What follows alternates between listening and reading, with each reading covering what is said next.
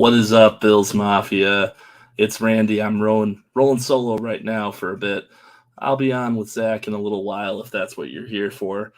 He can't get out of something about being a father until 7:15, 7:30ish at night. So in the meantime, you got your boy Randy here to take some questions and answers and talk about that wonderful Bills game that we all just got to witness. Some of us in person, some of us on TV. And man, I gotta start with, I think I'm still recovering sleep from this game. It feels like we didn't get. I don't think I got home until 1 a.m., 1:30 a.m.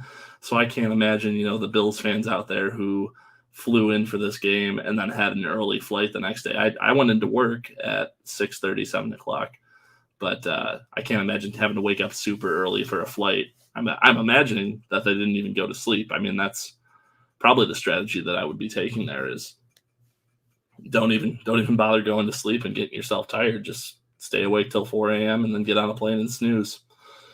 But anyways, I just wanted to do a little Q&A here, recap the weekend, and hopefully have some people join in here for some questions. So if you're live, feel free, type away if you're watching. Share it out, get your friends on. Come hang with me. Come have a drink with me. So I've got my Taps on Main cup here, and I'm not currently at Taps, of course, because I'm pretty spent at Taps after this weekend. I was there Friday, Saturday. Didn't go Sunday because I was going to the game, but it was phenomenal. I don't know if I should start with that. I guess maybe I should just kind of start with the weekend. If you've never been to a Bills away game, this is something you should check out. It's a thing of beauty. People always say, Bills fans travel well. We're second to like sometimes Steelers fans were referenced as a fan group that travels well. I don't know, man. There's something about Bills fans. They'll show out and they'll show up. Even when the team was bad, they would travel in droves. I went to a Minnesota game, and there were probably 500 or 600 Bills fans just in our section. Now that was a block section that we had bought, but on top of that, you had Bills fans scattered throughout the stadium, and it was cool to witness, being someone who lives in Kansas City and going downtown and seeing all red stuff on Friday afternoon, because they do a thing here called Red Friday, which is whenever there's a home game, they'll all wear their red Chiefs gear, and it's cool. But I went from Friday where, first of all, nobody was wearing red stuff, at least at my school. Nobody was wearing red stuff. I don't know about around the metropolis in general, but I was shocked at the non-participation, and I have a feeling that's going to get worse and worse because a lot of these fans are over it, man. We really crushed some Kansas City souls this weekend. So I hope you're proud of yourself, Buffalo, because you've brought down an entire city. Of course, not for me. I've been kind of walking on cloud nine off of this win.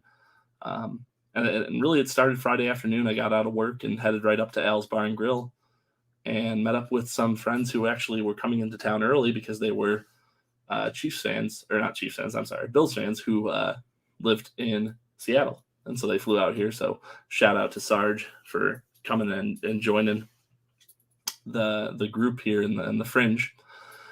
And so Friday night, had a nice time at Al's, met a few Bills fans. It was definitely smaller, probably under 100, much more intimate setting. But I knew the storm was coming because I kept getting the messages on Twitter. I kept getting people saying, "Hey, we're coming out for the game." And a lot of people saying they were going to fly out on Saturday. And even with hundreds probably that couldn't make it, and God, I feel so bad for the people who got stuck due to the Southwest flights. And I'm sorry, guys. That's awful. Although the superstitious part of me would say maybe this was a good thing. Maybe that's why they won. But I don't think anyone deserves to to have that happen to him. But anyways, just trying to get some questions in the chat here. So I'm recapping the weekend up to the game. If you're watching, feel free to post a Q&A, post a comment about the game. I'd love to react to it. Do some honest screen time. So Saturday, let's get to Saturday, man. Saturday, we start the party off at Taps on Main. I got there at 11 a.m. I wanted to watch college football with my my roommate there, landlord Matt, as you all know, who's made a few guest appearances on the show. And we get there at 11:30, and the place is already pretty full of Bills fans. And if you're watching on the YouTube channel, I'm sorry for seeing my cute dog in the background, but that's motivation to watch, I suppose. And where was I? We went to Taps to watch college football, and there was some phenomenal games on. Bama got upset by not Auburn, who usually is their demise. And you also had a ton of Bills fans that were already at the bar at 11:30. I thought I'd be, first guy there. There was a good, half dozen of us, even though they knew that the events really didn't start until noon, 1 o'clock ish. So by the time, fast forward 2 hours, 3 hours to noon, 1 o'clock, and this place was popping. I mean, it was packed, wall to wall. They had the garage door open, which was nice. So you had a lot of airflow going in there, which was really kept it from getting stuffy and uncomfortable. And the feedback I was getting was that people love that place. So I then proceeded down Main Street on the streetcar and checked out a few other bars. And there was a smattering of Bills fans kind of all over the city, somewhere in the Power and Light District. A lot were at Taps. And they really appreciated that business. So thank you guys. You've really made a difference for a local business that's owned by a small business owner. And then we get to Sunday, and this is where the metaphoric shit hit the fan. So on Sunday, we had orchestrated a caravan that was going to take us into the stadium so that we could get all the Bills fans parked near each other.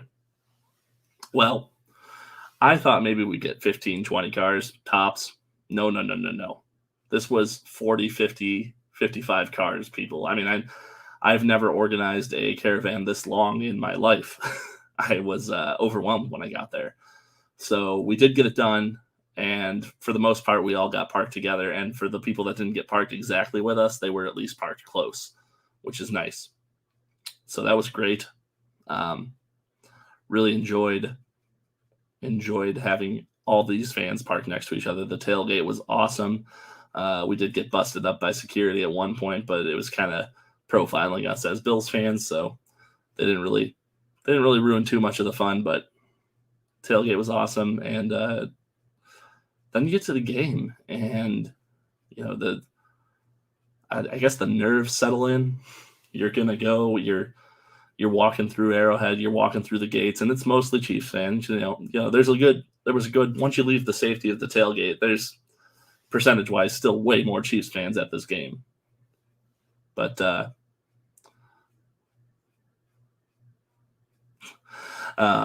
looks like I got some spam messages, so I've made it to that level.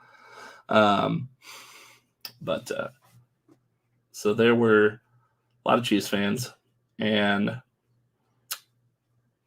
shoot, lost my train of thought. Oh, you get into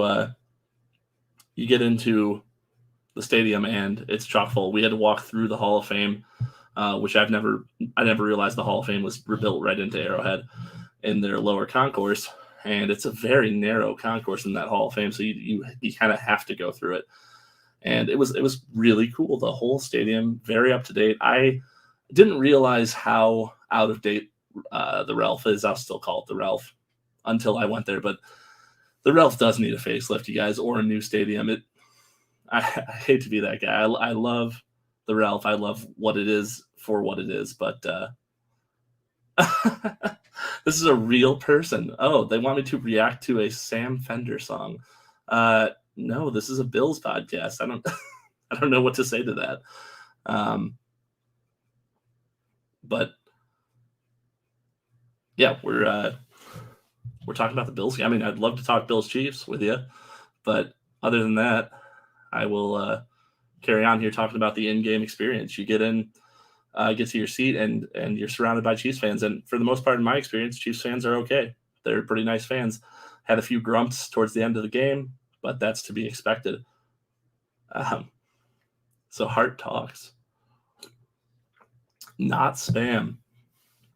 That's interesting. So how'd you find it? You just watching for random channels. I like that. So first quarter of the game, Bills come out, win the coin toss, or I think they lost the coin toss, which was great for me anyways, because you get Pat Mahomes on there. You can see how our defense is going to stack up against their offense right away. And I couldn't believe it, man. Couldn't believe the stop that we had on the first drive. As soon as we stopped them from scoring on the first drive, I kind of had this gut feeling that this might work. This might be a thing. And but I'm still a Bills fan. I'm still nervous. It's the Chiefs. They're going to put up 30 burger on you. You don't want to just let them do this. That being said, where's Zach? I wonder where Zach is. It sounds like he's watching his kid or something, in case you're wondering. There seems to be some. I wonder who this could possibly be. Yeah, thanks, Zach. It's hard doing a solo show, especially when you don't have any audience besides one person who asked me to react to a song on my live broadcast, which is weird. But we're talking, first quarter, first half. The weather really held out too. That was surprising. I thought we were going to get dumped on, especially we got poured on the tailgate. So I was like, okay, for sure, we're getting this rain. We're going to be soaked by the end of this game. But no, the weather held off till halftime. But then, as we all know, halftime hits, and you're on an hour rain delay. And I'll tell you what, there is nothing worse than an hour rain delay. Hour and a half, I guess, technically, by the time it was all over. It took the wind out of my sails. I mean, I know I felt sapped from energy. I have no idea how the players do it, how they keep warm. And really, we saw some cramping in the second quarter, second half. We saw, I don't think it was Teron Johnson. It's hard when you're watching the game live and you're not watching the tape. But you saw that our one player cramped up there in the fourth. And I just want to bring up something about this that I find to be annoying, although I'm sure Bills fans may have done this at one point. I just think it's bad form. The Chiefs fans booed. They booed the Bills player who was down on the field injured because they thought it was kind of like a soccer injury, which is like, oh, he's just faking it. I mean, the dude was down. Football players, there's kind of a respect for the game that if you're down, you're down. There's not a lot of faking injuries. Now, there are people who do it. I know Rob Gronkowski used to be notorious for it, and then he had a lot of injuries in real life, so maybe that was karma. But I guess what I'm saying is I thought it was classless that the Chiefs fans were booing an injured Bills player, and that's all I'll say about that.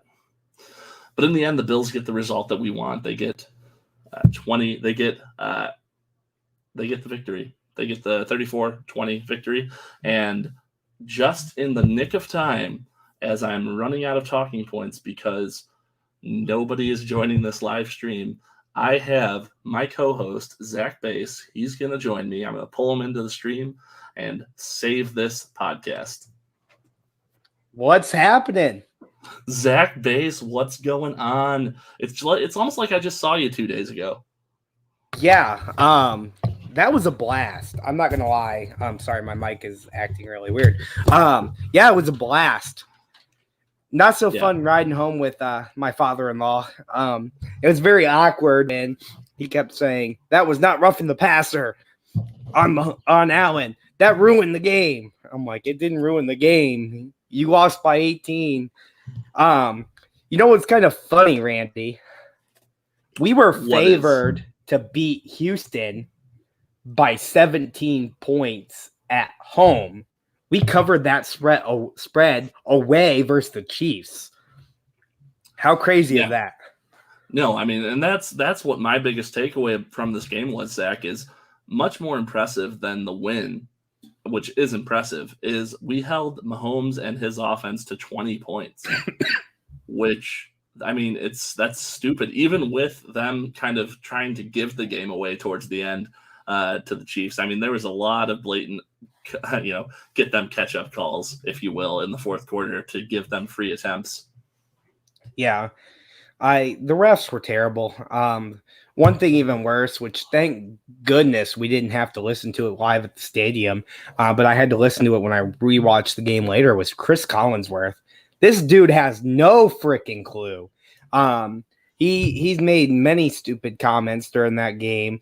One of which was, the only thing he had right in this sentence was that Allen has played 2 back-to-back games in the rain, but he said he has had a bad year so far, and today has been his best game. Kind of forgetting about the last few weeks of Allen. And what about the week when Allen won AFC Offensive Player of the Week? Kind of ridiculous if I don't say so, but whatever. You mentioned one thing I want to talk about, and you brought it up. Chiefs fans booing a player injured on the field. Okay, so I heard many Chiefs fans call him the P word. Tell him to take the tampon out. And I'm like, he had a hamstring injury like last week. And let alone if you're cramping on the field, you try to get up and walk. It's not easy to do. Yes, were they doing a hurry up style offense? Yeah, but it's part of football. It is what it is. Yeah, it is. One more thing I noticed in the realm of this game, as far as fan behavior, was we routed them. There was nobody left by the end of the fourth quarter but Bills fans and people that were with Bills fans and had to stay because of that. Yeah, it was awfully blue at the end of the game. That's what I was telling my father-in-law. I said, look around. It's so great. There's so many of us. And, I expected to have to do a post-game tailgate out in the parking lot and wait for everything to clear out. And I was excited to get to stand around and talk football with you guys. And you guys just hit the road so quick. You were gone. I don't even know what happened. Zach, some of us had to work in the morning. So I had to go. I mean, I didn't get home till 1:30, 1:15. Work. You mean talk smack to your students. Well, that was a whole thing. But I'm not talking smack yet because I think that there's a good chance the Chiefs can still sneak into the playoffs, and we may see this team again. I don't even think they're going to sneak into the playoffs. I think they'll make it out right. They'll earn it. Andy Reid has been known to be able to turn his defense around throughout the year. It takes a little bit. We've seen them kind of slow to start, and I'm fine with having a hot defense all year long. But if you're gonna really choose, it's nice to get hot towards the end of the year and really get going, rather than to get too hot early on. So I'm not saying they'll do that because Sorensen, man, can we pay his paycheck to stay in Kansas City? That guy, we burned him multiple times. Well, you know what it kind of reminded me of back in the old days when the Patriots would play us.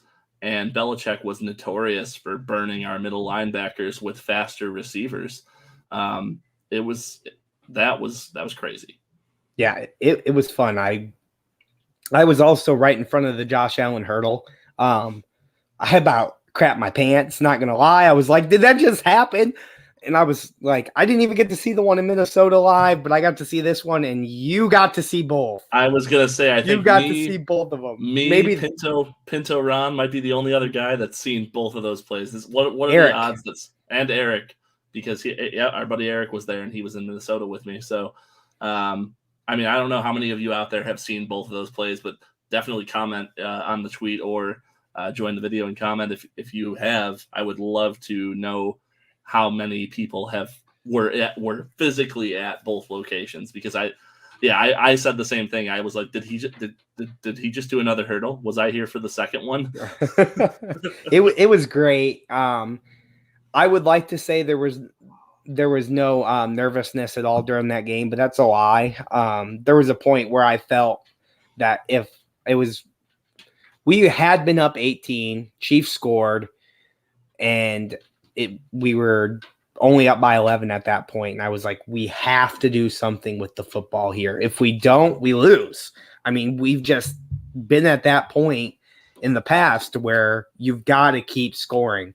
And sure enough, we get that penalty, roughing the passer, and Allen takes him 95 yards down the field methodically to score. And that's really what put this game out of reach. And the Mahomes fumble late.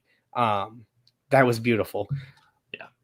That ball went squirting back like 30 yards. I was so lost. I was jumping in my seat. Yeah, I was so confused when that play happened because I couldn't, it was on the opposite end of my end zone. But then I looked up at the scoreboard to see the video, and I was like, oh my gosh, the ball's like 30 feet behind where he was. So yeah, I agree. I had the same nerves. I think when you're playing the Chiefs, they have that reputation, right, of being so they can strike like lightning, is what they always say. So I was just constantly afraid. I was on edge. I told the Chiefs fans around me, I was like, I don't think I'm going to be comfortable until we're up by 40. It's yeah, or until there's like 30 seconds left. Even then, Arizona last year ruined that for me. So if there's any time on the clock, I'm nervous. But to the same point, we saw Allen play a much better game than we saw Mahomes play. There, no doubt. Mahomes was not himself. He was skipping passes. And I don't know if maybe that has a lot to do with Star Latulele. I don't know if you saw it, and it was pointed out to me. If you watch Star on plays, watch the game on TV so you can kind of pay attention to it a little bit more. Instead of going for the quarterback or trying to get in the backfield, he was putting two arms, one on each guy, to take a double team intentionally, so that way they couldn't get to the linebackers.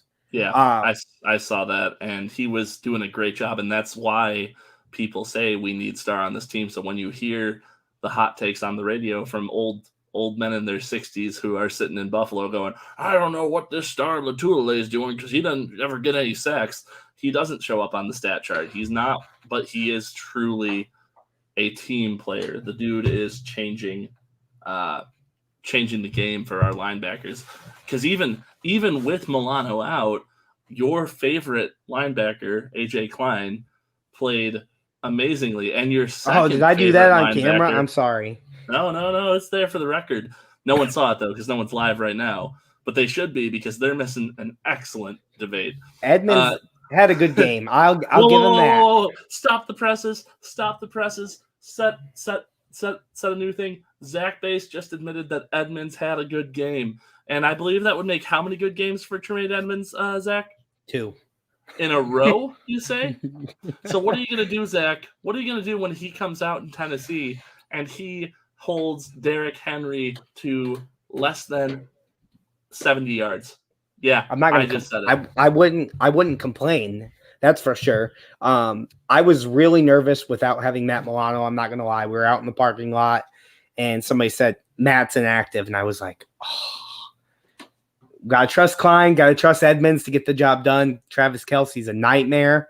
Clyde Edwards-Helaire can be an issue too at times. So there was some concern, but it seemed like, man, he balled out. He played well. There was a run that went to, I believe it was to the left side, and Edmonds was coming full speed, wrapped him up, and threw him to the ground.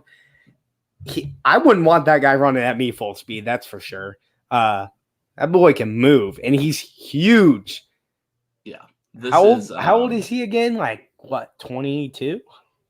Edmonds is, I think he's 22 now. Yeah, this is third or fourth year in the league. He should be 20. Oh my God, he's 4 years younger than me, and now I feel old, and I'm so young. So that just goes to show how young Edmonds is, and what he's, he's a full decade younger than me, Zach. So thanks for that. Yeah, you're welcome. But I'm not going to get too high on him yet.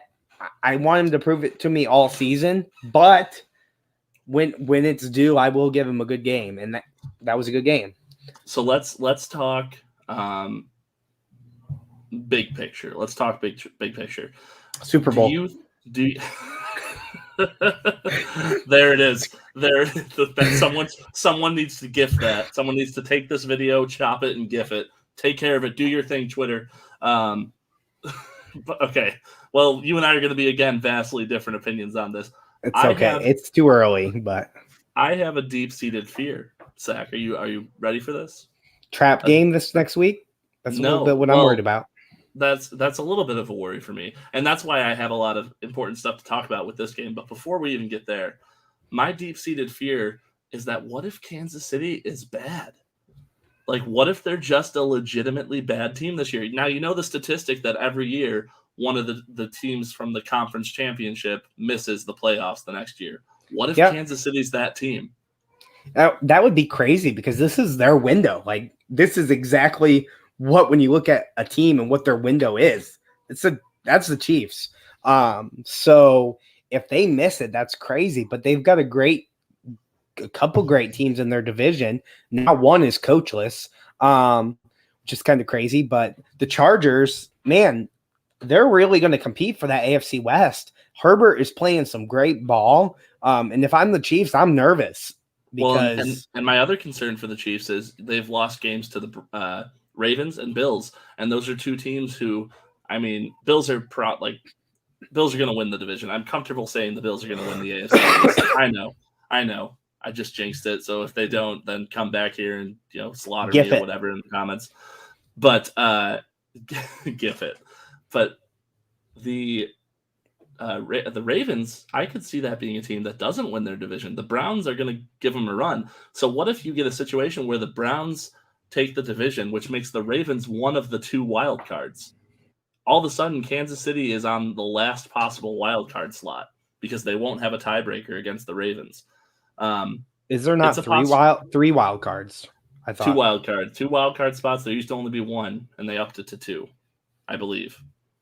There was always two, and they upped it to three, right. I thought. Well, maybe I'm wrong. Well, in that case, you're right, Zach. Whatever. It's okay. It's okay. But at that point, you've still got to look at them as potentially, who knows?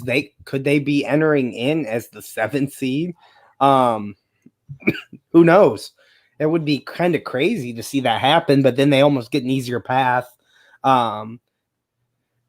in depending on who they're playing and different things of that nature. I mean, yes, they're going to play the harder opponents, but based on paper, but who knows? It's too early in the year. I mean, yes, they've lost 3 games and they're 2-3. If that was Buffalo, the sky would be falling right now for us.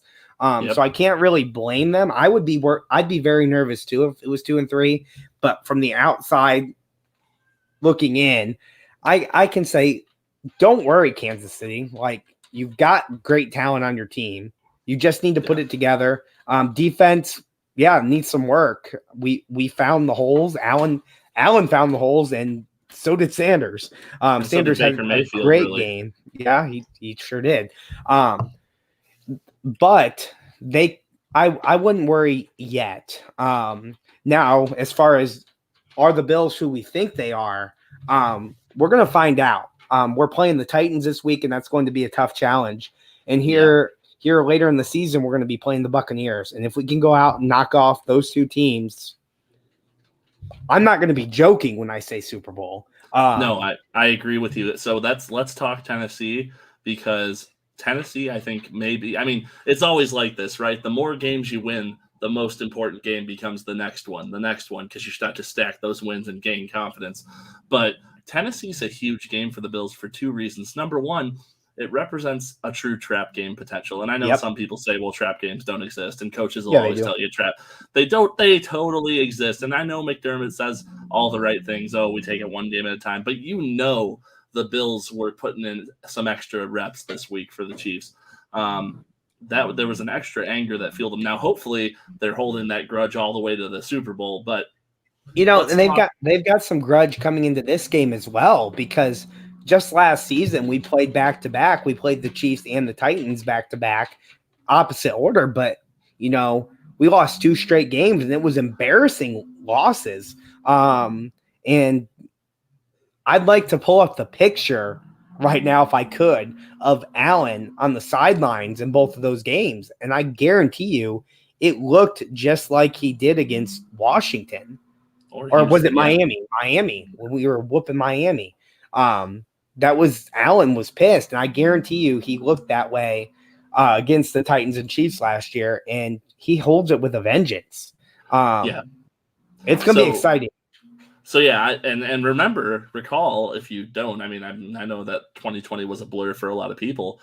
The Titans game was the game that got pushed because of the Titans. The Titans weren't following COVID protocol, and they couldn't field the team. So instead of saying that they had to forfeit, the NFL kept pushing the game until we had to play on what?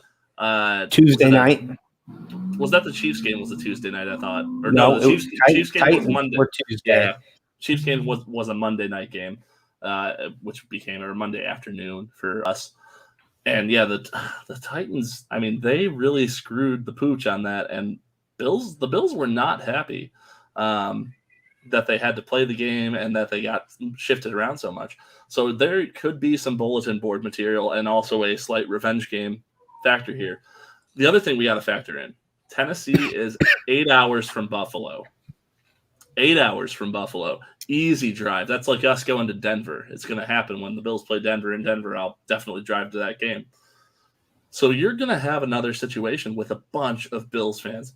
And not only the ones who've already committed, but think about the hundreds of fans that tried to get to Kansas City last weekend, or this weekend, or this last weekend, and got stranded because of the Southwest strike. Those fans might decide, hey, I sold my Chiefs ticket. Maybe I'll use the money I got from that to go to Nashville because I can drive there and I don't have to rely on a plane. Yeah, and I think, honestly, there was a lot more fans at the beginning of the year that had this Titans game circled because going to Nashville is so much fun. I would have loved to do it if we weren't playing in Kansas City the week before. It really would have made me question it a little bit more. But so I think naturally we're going to have a lot of fans there. And then I've also got the concern, we look and the Jets beat this team. The New York Jets, listen to me here, beat the Titans, but they were without a couple of their star receivers, and they will be back, I believe, if I'm not mistaken, which can bring a little bit more concern, let alone Derrick Henry. I mean, that guy is a nightmare. He'll take 3 guys and pull them an extra 5 yards. It's going to take a lot to stop him, and we've done it before. Don't get me wrong. I think we held him under 100 yards last year. I believe we did last year. We've actually done a really good job on Derrick Henry in general. The Titans have always been a tough out for us, though. I mean, every Titans game I can think of within the last 5 years, because I think we've played them 3 or 4 times in the last 5 years, has always been a gut punch, like either a gut punch that we win or a gut punch that we lose.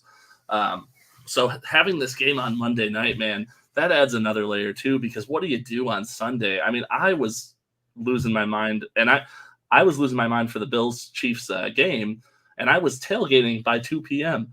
I was the same way, and then I even lost my mind even more when some security guards started profiling Bills fans. That was outrageous. And it got me so heated. Did you talk about that earlier? I did. You missed my rant on that, but yes. Shout out to Arrowhead. Yes, shout out to Arrowhead parking lot security. I was so mad, and Randy, you would have loved it. I got a little lippy with the security guard in the stadium because he starts coming up, and they walked up and they were given, I guess, like a Bills fan was cheering, and it seemed like the Chiefs fans in the area were kind of mad, and so security came up and we're talking to them, and then they disappeared, and nothing came of that. And I was like, okay, here we go. And then 2 security guards come up this time, and I'm like, I looked over to the guy and said, "Oh, they're profiling us Bills fans again." And he looked at me, and then they kicked the Chiefs fan out. And I laughed. I was like, well, but the guy was so drunk. He was like sitting there like this, and yeah, it was bad. But man, yeah, I was heated. And to sit there and wait in anticipation, and then that happened with the sales going to Poncho's foundation so let me clarify. I didn't talk about that part of it. So they shut down Joni's sale of goods to raise money for Poncho's kids, their college fund. And I get. Then they let him do it for like 3 hours before saying anything. Drove by there without saying it, and it was set up. It wasn't like she was hiding it. It was in plain sight. And if they would have asked her, I know she would have taken it down, no questions asked. Yeah. But it was the way they went about it. And Walker, Texas Ranger, came in there ready to kick some ass, and he was so mad about it and screaming. And I know one of our fellow backers went over there and was saying something to him, and they were saying, well, look at those Chiefs fans down there with their tent in the middle. And he's like, I'm not worried about that. I'm worried about illegal merchandise. I'm like, it's not illegal. It's legal stuff. But so I got so heated, and I was so ready just to go into that game. But yeah, you're right. Now we have to wait over a week from the previous game, and then we got to go to work on Monday and you got to deal with your students probably talking crap and saying you're going to lose that game to the Titans, but then we get to finally have some football again, and after that we have, I believe, a bye week. So we do. So this is like a nice, hopefully a nice win here, because I hate going into the bye on a loss. Even if we were 4-2 and go into the bye, that loss would make our life, my perspective would be so bad for 2 weeks. So you always want to win the game before a bye, because then you get 2 weeks to feel good. And next week you get to sit back and just watch football and cheer for your fantasy team. And don't we have the Dolphins after the bye? Okay, let me tell you something, Zach. Let me read off the next 3 opponents after the bye. It's easy after the Titans. The Dolphins, the Jaguars, the Jets, the Colts, who don't even look that good. They just blew a lead to the Ravens really badly. And then you get Thursday, Thanksgiving night for the Saints, which I'm pretty stoked about. I'll be down in New Orleans. And I'm not necessarily worried about that one. Josh Allen in a dome on Thanksgiving, count me in. Yeah. The remainder of our schedule. The remainder of our schedule is stupid. It's stupid. And that's why we have like a 95% chance to win the division at this point already, which is crazy. Yeah, I mean, we got to win the games that we're supposed to. That's really what it comes down to at this point. Because if we lose the games that we're supposed to lose, and that's maybe the Buccaneers and potentially the Titans this upcoming week, you lost 3 games out of 17? 13-3. Or 14-3. No, 14-3. And you win the division still at that point. Easily. And you can even lose another 1 or 2 games and probably win the division with as weak as it is this year. Just don't lose it to divisional opponents, hopefully. But, so Belichick will always be a concern. But, here's a question for you. Do you think the Bills are the only AFC East team with a winning record this year? So, at the end of the season? Yeah. Ooh. The Jets are currently 1-3, Dolphins 1-3. And I think the Patriots are 2-3. So I kind of feel like we're going to end up seeing them. It's hard with the whole 17 games because then they got to win 9 games to be considered a winning season. I got to give Belichick benefit of doubt and say he's going to win 9 games, but I'm not looking at their schedule right now to see how it's looking. Excuse me. But oh boy, Zach he promises it's not the disease that it's not fear. But I've been dying. I didn't have a voice after the game, and my throat's been rough after that. But so that's an interesting thing. I did not cheer that much. As far as like I lose my voice when I go to home games. But I don't know about you, but I personally feel at an away stadium the respectful thing to do, unless you're blowing the pants off of the opponent, is not to cheer when your team's on defense. Yeah. Well, I'll tell you one thing, Randy. When you've got a section like I had, I could hear the shout song very well after touchdowns. And I had about 4 or 5 Bills fans in front of me, one behind me, and quite a few to my other side. I felt safe. I wasn't going to rub it in. I was not going to rub it in, but I was going to be excited at points. And I even threw in some of Jameson's favorite comments. Hey, keep your hands off my digs. I said that one, and the guy behind me was very happy. He was cracking up, and he's like, I'm going to use that one. And then also another one I brought up, it was I used that at the same time. It was because as soon as Diggs caught the ball, it was like first down. I was like, can you dig it? And everyone was laughing. Even Chiefs fans were like, that's great. And then I said they like sumoed it, like threw him to the ground. It was like a suplex. It's what the word I was looking for. And I said, hey, keep your hands off my digs. And yeah, it was great. I will say when Emmanuel Sanders caught that touchdown pass, both of the Sanders touchdowns were right in front of my seat, which was awesome. And I did yell, and that's how milk was invented. And so you were on the same side of the field as me because I was in the corner for both of those. Oh my God. It was such a great view. And we even got to see the Dawson Knox touchdown. Yeah. I mean, we got Diggs going deep. We got like all of them except the Allen running it in early. I think that was on the other side of the field, but everything else I think was on our side. So back to the Titans. Sorry, Monday Night Football. I know it's fine. Monday Night Football. We got Tennessee. You got Ryan Tannehill. You got AJ Brown. You got that other receiver they just signed that we don't want to talk about. You got Derrick Henry. You got a potent offense, or at least the makings of a potent offense. But if I play one thing, Julio Jones, that's the other one that I didn't want to mention because I wanted him on the Bills. Because, God, who was going to stop us if we had him on top of what we have? But what my point is that talent in the NFL, talent does not make a team. And you can have all the pieces and all the chess pieces. You could be the Miami Dolphins and win for free agency, or the Rex Ryan win the offseason every season. But the Patriots this year are spending how much in the offseason? Yeah. The fact of the matter is, in the NFL, it has been proven time and time again, spending does not equal success. Just because you paid the most money for the guys and got the most talented at the time guys doesn't mean you're going to be successful. And I think that's the case with the Tennessee offense.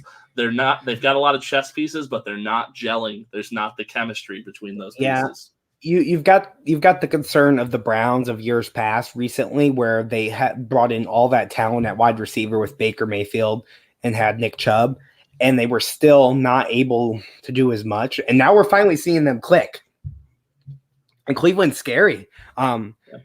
Which is, I mean, good for those fans because they're real fans, and you got to appreciate them finally like seeing some good football. But you look at the Titans, and it's still a threat because anytime you have Derrick Henry and Tannehill, there's a concern there a little bit. And Tannehill, we had his number when he was with Miami, but granted that was Adam Gase, and we've always had Adam Gase's number. It's just. I mean, everybody's had his number. Well, so again, and what your point proves, talking about the Browns with the talent, and then they were so bad, but then they got really good really fast. And what was the difference? The difference was they got a coach. And we've got a coach now, we've got a quarterback, and we've got a chance. All you need in this league is a quarterback and a coach, I'm pretty sure. That's all. That's what it feels like. The rest kind of can handle itself. Coaches put players in positions to win. Great coaches develop those players. And I think we've got a team in Buffalo right now that is got to be top tier in the NFL as far as player development. Yeah, and that reminded me because I wasn't here early on and didn't get to talk about this, and you might have already touched on it. Best safety duo in the league. Micah Hyde with the touchdown after interception, or as we call it, the taint, as Bills fans like to call it. Circle in the Wagons podcast, I think, coined that first, but I love it.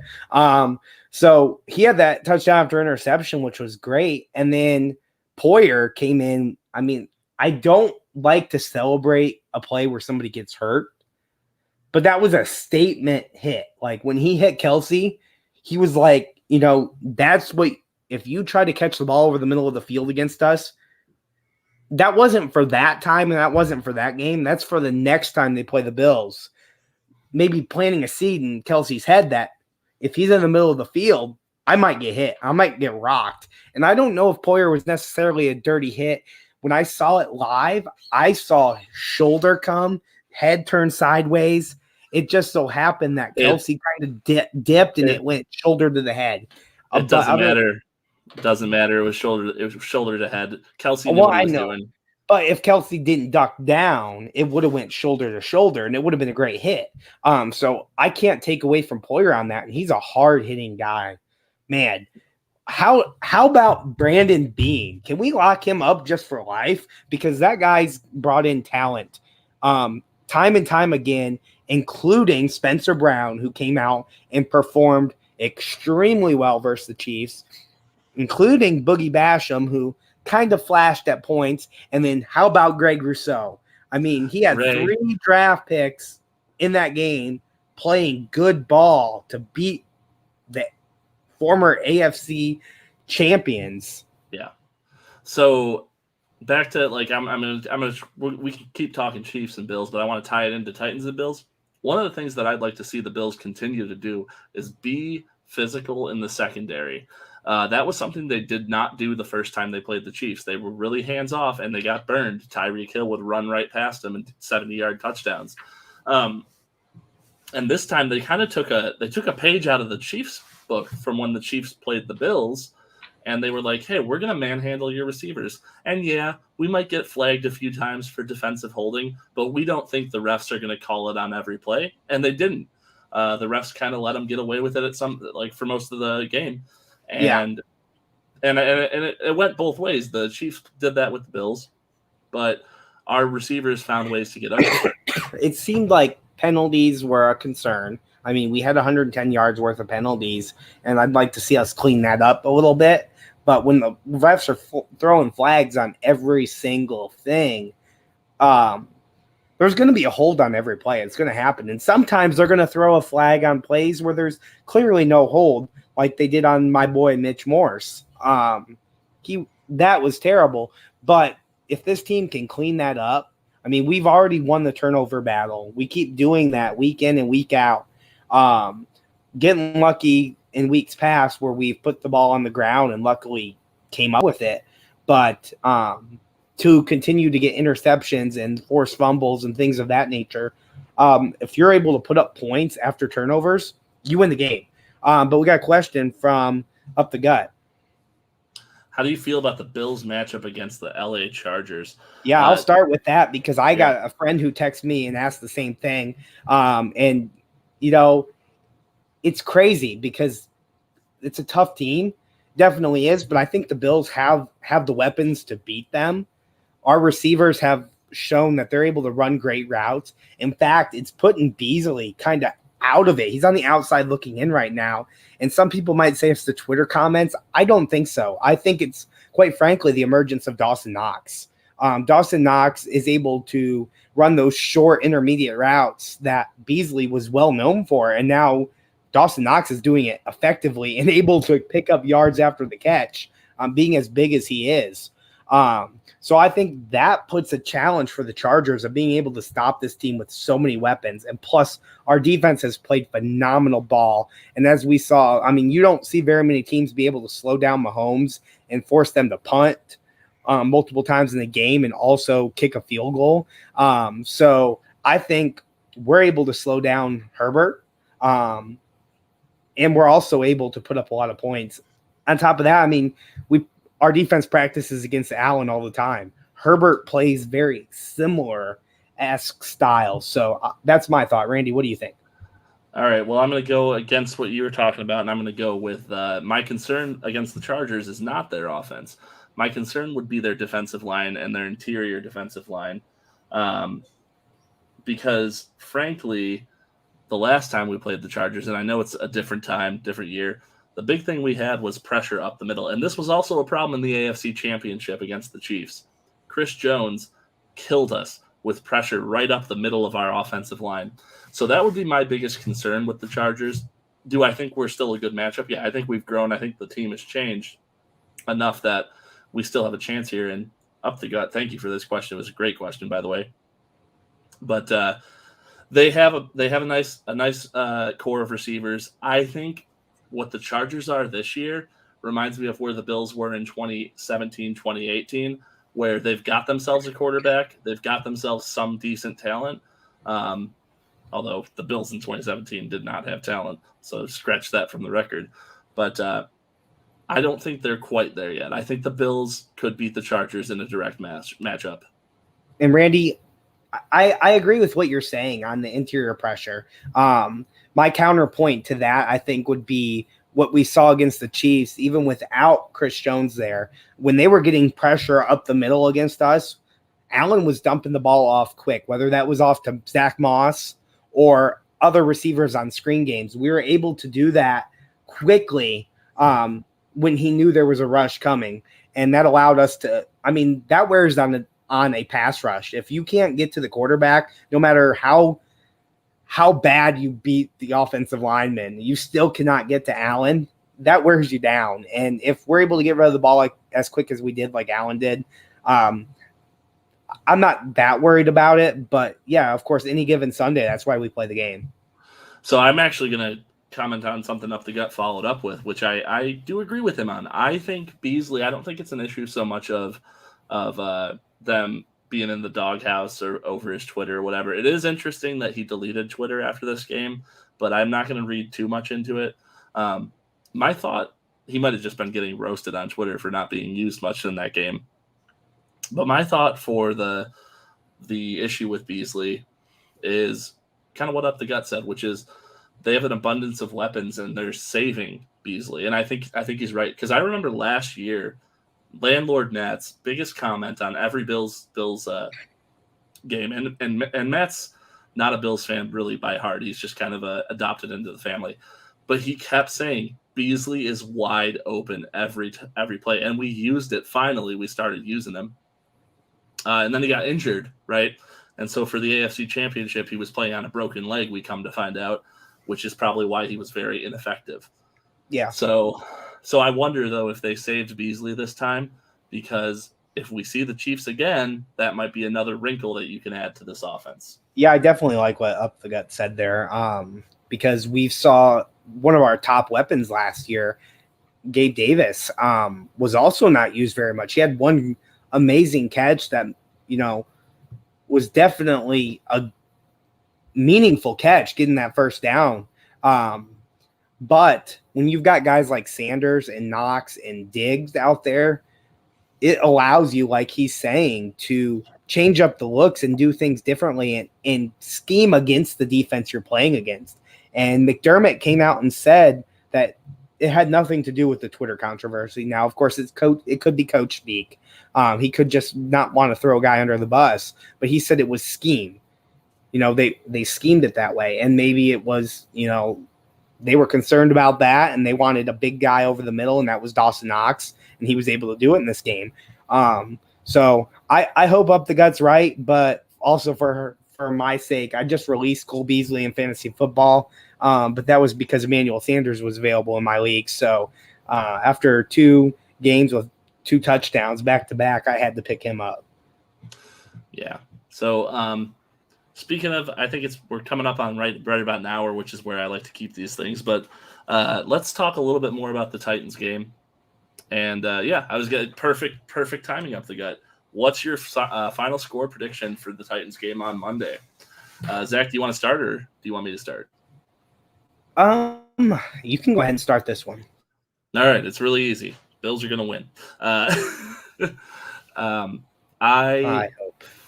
I'm thinking the Bills. The Bills defense to me has been the story of this year. I love the offense, and it's great that we're seeing the offense start to click again. But what's been really shocking is the Bills defense, and Mahomes and company. That was the first real test for them. Now this next game will be another test for them, because Titans offense is no slouch. So my thought process is if they can hold the Titans to 20 points or less like they did with the Chiefs, it's going to be a certain Bills win. My final score prediction is going to be 28-17 Bills. I was going to go 34-17 Bills. Reason being, like you said, they've got a lot of weapons, but with Taron Johnson and Levi Wallace being available, that's at least something good going for us. And I love the extension of Taron Johnson. I know there's some Bills fans that didn't love it, but he works very well. And I mean, look at his big play he had against Baltimore in the playoff game last year. I mean, he makes plays when it counts. And I think you can count on him opposite of Trey White, who hasn't exactly had a spectacular year so far. He got kind of baited into a defensive pass interference call by Kelsey there, getting drugged to the ground and things of that nature. But, you know, he hasn't been super effective lately. But at the same point, having those three guys along with Matt Milano being back, I think we're definitely able to slow down that offense and hold them to 17. You heard it here first, folks. Zach is now ragging on Tre'Davious White. And if we know anything about a history of when Zach bags on a player, it means that player is going to show out. So I'm going to add to my prediction that Tre'Davious White is going to get an interception in this game. I had it projected for this last game. I really was counting on him to do it because I'm not bagging on him. He is better than what his play has looked lately. And normally he comes out with a turnover, and maybe it's just because they haven't had to target him lately, which is a good thing for a quarterback. If you're not hearing their name, it's definitely a good thing. We've just seen the penalties kind of lately go against him. But, you know, at the same point, I agree with you. I think he will come out and play. It's just a matter of when. It just hasn't been lately. More important prediction, Zach. Will we see the Isaiah McKenzie, still drunk from Sunday, the Isaiah McKenzie sweep? Will we see it on Monday? No, I go back to kind of what Up the Gut said, allowing us to have different looks. I think we've kind of done that with different schemes for the season. You know, we did that a lot last year, and kind of teams picked it up on film, and I think teams are prepared for it. We've seen plays like it this year that have been stopped. It was not McKenzie running the play, but we've seen the end around type plays where it just doesn't work quite like it did. And I think it's because teams prepared for it. And I think we have other styles of plays that we're going to start seeing the Bills run a little bit more than that. Well, that's fair. So I guess on that note, we'll go ahead and end the broadcast here for today, but we'll see you again on next Tuesday, which will be cool because that'll be the first time we'll be able to do a pretty much an immediate reaction to the game one day later and how we feel. So yeah, until next Tuesday, I'm Randy. I'm Zach. And go Bills.